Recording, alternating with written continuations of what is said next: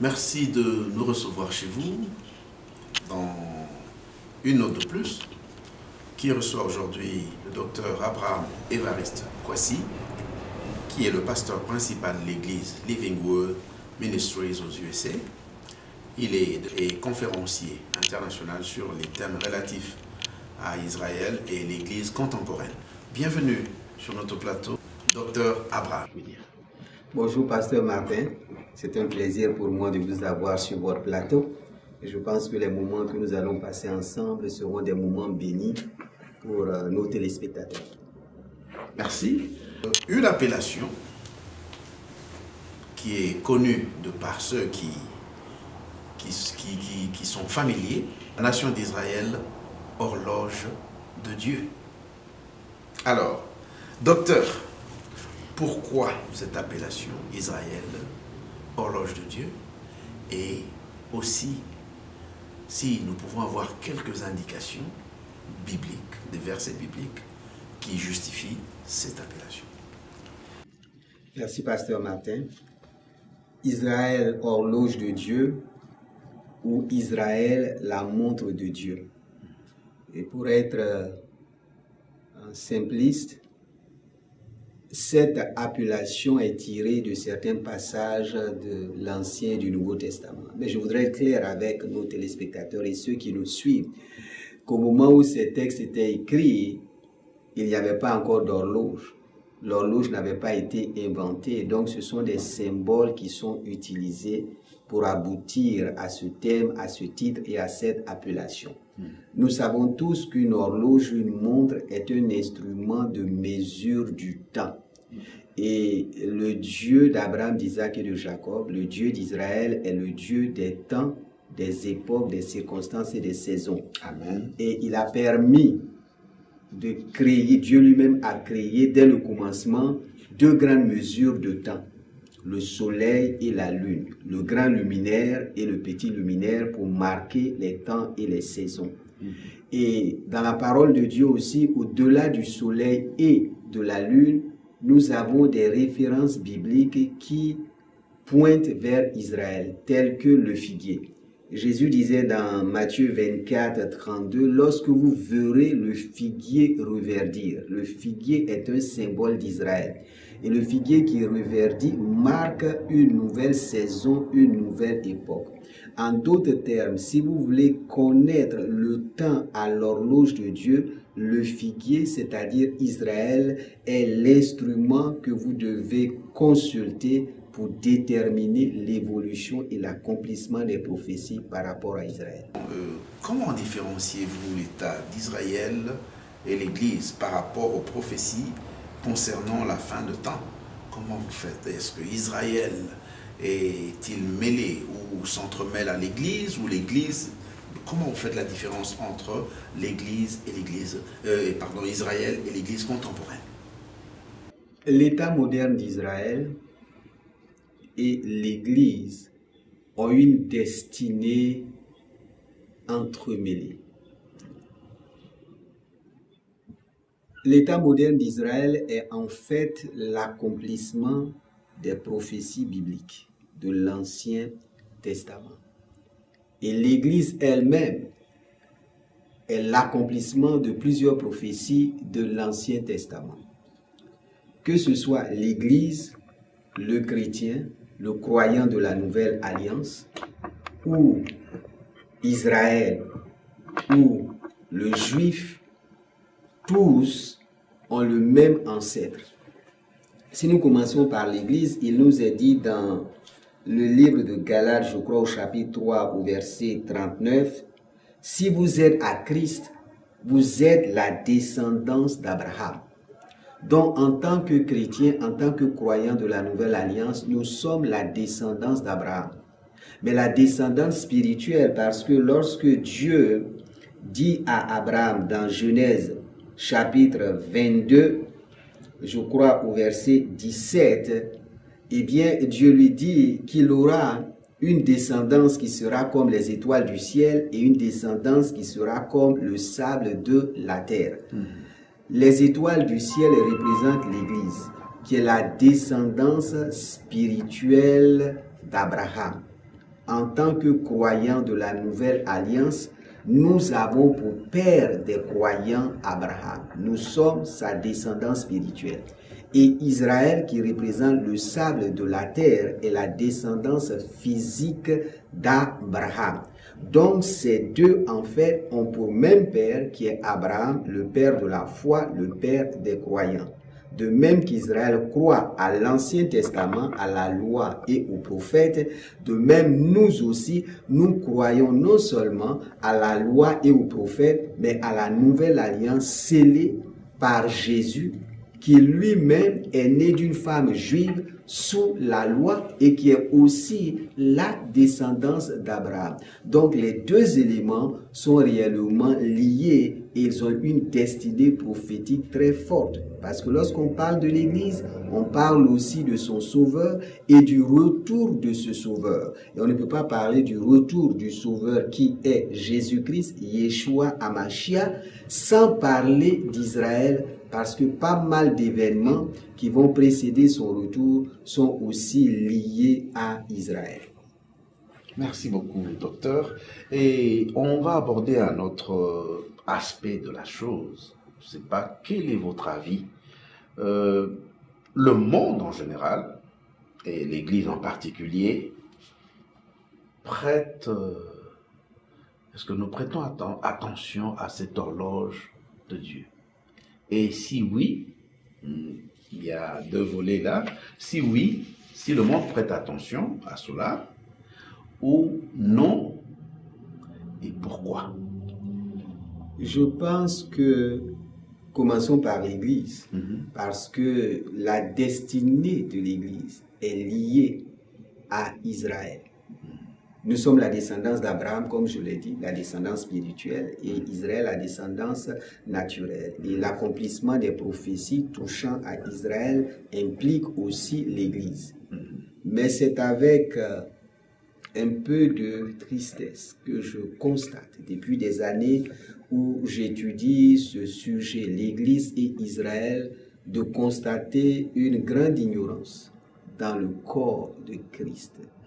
Aujourd'hui, les chrétiens, beaucoup de chrétiens ne savent même pas que Israël et le retour de Jésus constituent une doctrine chrétienne importante. C'est la doctrine des événements de la fin des temps et qu'on appelle l'eschatologie. Et cette ignorance a besoin d'être éclairée.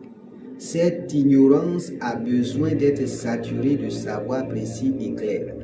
Savez-vous que dans la parole de Dieu, dans l'Ancien Testament seulement, il y a environ 1527 versets qui parlent du retour de Jésus en relation avec l'Église et avec Israël. Dans le Nouveau Testament, c'est 319 prophéties en relation avec le retour de Jésus, Israël et l'Église. Donc c'est vraiment une doctrine fondamentale, une doctrine solide. Mais par manque de connaissances, par manque d'instruction, ce sujet n'est très souvent pas traité dans le corps de Christ. Bien sûr, je comprends, les prophéties ne sont pas très souvent faciles à expliquer, à interpréter. Donc les chrétiens et quelquefois certains hommes de Dieu préfèrent éluder cela pour ne pas se trouver en porte-à-faux et dévier dans des enseignements et dans des fausses doctrines. Concernant le monde, c'est une ignorance totale. Et cette ignorance totale est voulue et planifiée par le prince de ce monde, qui est Satan, qui est le diable, qui veut maintenir l'humanité dans l'ignorance par rapport à Israël, par rapport au retour de Jésus, par rapport à l'Église, afin qu'il continue son œuvre de destruction et d'entraîner le maximum à l'enfer. Car si le monde savait qui était Israël et quelle est la destinée d'Israël, le monde entier accepterait Israël, acclamerait Israël, serait favorable à Israël. Parce que n'oublions pas qu'Israël est la descendance d'Abraham.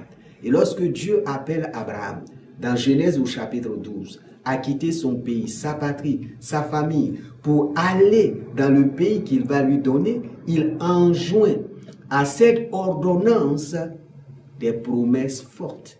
il dira à Abraham, toutes les familles de la terre seront bénies à travers toi. Mais maudit soit quiconque te maudit et béni soit quiconque te bénit. Et plus tard, on verra que ce passage devient encore plus explicite concernant Jacob qui va devenir Israël en disant maudit soit celui qui maudit Israël et béni soit celui qui bénit Israël. Et le mot gagnerait plutôt à croire aux prophéties concernant Israël, aux prophéties concernant le retour de Jésus, afin de se placer en fait sous une couverture de bénédiction et non pas de malédiction. L'Église, comme le monde, gagnerait à comprendre Israël dans la perspective de la prophétie biblique, parce que à travers Israël, il y a une grande bénédiction. Parce que Israël a donné au monde un sauveur. Un sauveur, le sauveur, Jésus, qui est le chemin, la vérité et la vie.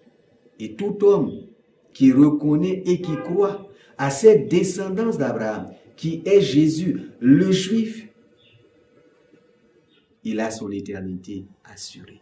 Donc cette ignorance a besoin d'être éclairée par la connaissance, par l'enseignement et par l'occasion merveilleuse que vous me donnez, pasteur Martin, aujourd'hui sur ce plateau, d'apporter quelques éclairages concernant Israël et aussi le retour de Jésus. Je ne sais pas. Sur qui pointerez-vous le doigt pour cette ignorance? Cette ignorance, je l'ai dit d'abord, cette ignorance provient du plan et de la stratégie du diable. N'oubliez pas que dans Genèse chapitre 3, lorsque Adam et Ève mangent le fruit défendu et que le péché originel prend sa place, Dieu, en réprimandant le couple, dit à Ève, ta semence ou ta descendance écrasera la tête du serpent et le serpent blessera ton talon. La semence de la femme qui allait écraser la tête du serpent, c'est Jésus le juif. À la croix, lorsque des clous ont été mis dans ses pieds, par la victoire qu'il a eue, par la puissance de la résurrection 3 jours après, il a écrasé la tête du serpent. Et Satan étant présent dans le jardin d'Éden, par le serpent bien sûr, connaissant cette prophétie depuis le jardin d'Éden, a tout fait pour empêcher la réalisation de cette prophétie biblique qui allait mettre fin à son règne de mensonges, de tromperie et de domination sur l'humanité. Et c'est pour cette raison qu'il va utiliser toutes sortes de moyens pour persécuter Israël, pour chercher même à annihiler Israël sur la face de la terre. Et en utilisant aussi le mensonge et l'ignorance totale pour empêcher le monde entier et surtout l'Église de connaître véritablement qui est Israël dans le plan global de Dieu. Deuxième personne qui serait responsable de cela, c'est aussi l'Église. Ce sont les hommes de Dieu, les enseignants de la parole de Dieu, qui ne consacrent pas suffisamment de temps pour étudier le sujet et pour éclairer, pour instruire le peuple de Dieu. Je vous dis que c'est une doctrine. Vous avez plus de 1500 prophéties bibliques dans l'Ancien Testament qui parlent d'Israël, du retour de Jésus. 319 dans le Nouveau Testament. Une église peut passer une année sans entendre une seule fois un enseignement sur Israël, un enseignement sur le retour de Jésus.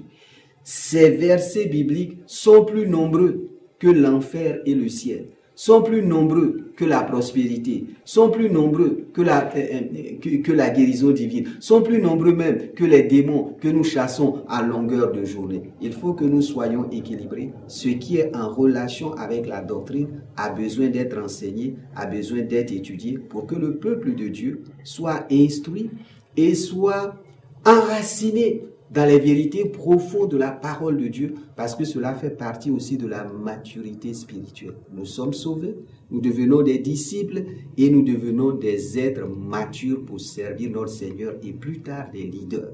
Et s'il n'y a pas cette fondation, nous sommes une proie facile à l'ennemi qui peut même amener le chrétien qui est dans l'ignorance à devenir ennemi d'Israël. Or, lorsqu'on devient ennemi d'Israël et non pas ami d'Israël, on se place inévitablement sous la malédiction.